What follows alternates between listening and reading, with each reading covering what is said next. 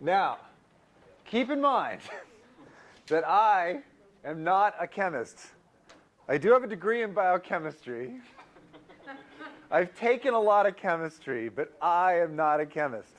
So if I say anything that truly contradicts what your chemistry professor says, your chemistry professor is right.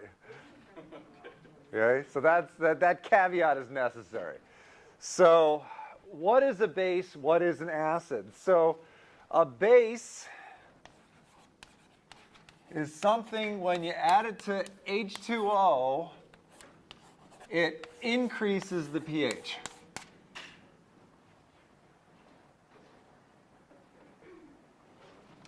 Which means that it decreases the hydrogen ion concentration. Okay. So an acid,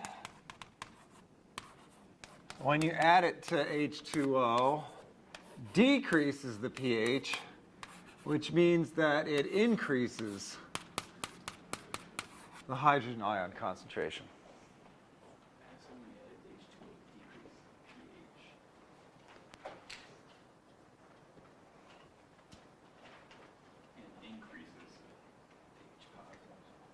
Yeah, I mean, it's basically a base makes things more basic, and an acid makes things more acidic. And what more basic means is that you have fewer hydrogen ions, or hydronium ions. And what more acidic means is that you have more hydrogen ions, or hydronium ions. Okay, so this is the base and the acid. So how do they work? So in extremely simplistic terms, a base works by sucking up protons. So now I'm basically, if you'll pardon that pun, so that's the base there. So that's a base plus a proton.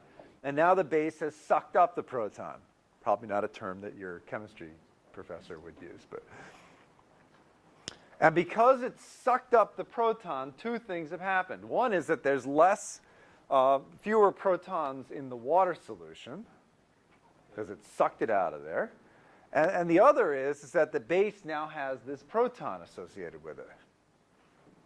Now, it doesn't necessarily happen exactly like that. It could be that the base has this OH group on it, and then when it goes into water, it loses the OH group, so it becomes base, which has a positive charge, plus an OH group, which has a negative charge, okay? But the OH group combines with the hydrogen ion, or hydronium ion, and so that sucks the hydrogen ions out of the water solution. But the base itself has a positive charge to it, okay?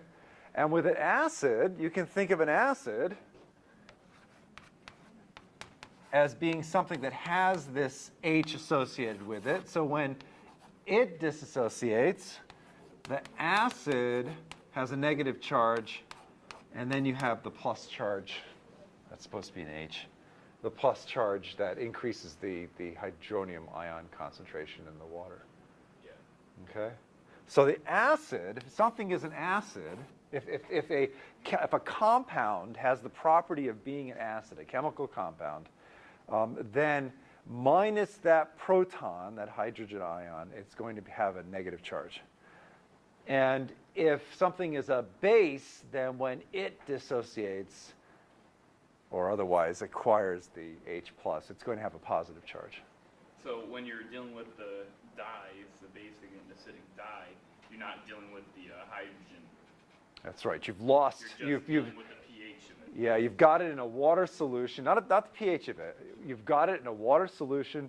It's dissociated, and therefore it has whatever charge it's going to have after that dissociation has occurred, after whatever happens to it in water occurs. So the bases become positive because they lose negative things or they gain positive things. And the acids become negative because they lose positive things. Okay. And so then because the surface of the bacterial cells are negatively charged generally, the basic dyes adhere to the surface of the bacterial cells. and the acidic dyes don't. Okay. So it actually does make sense. Okay. Any other questions? What did you say bacterial cells have what charge? They have a negative charge in their surface. The LPS, I think, which is something we talk about today in chapter 4, has a negative charge to it. And also, I think the gram-positives have negative charges associated with them, teichoic acids. So there's a lot of negative charge for whatever reason on the surface of the bacterial cells.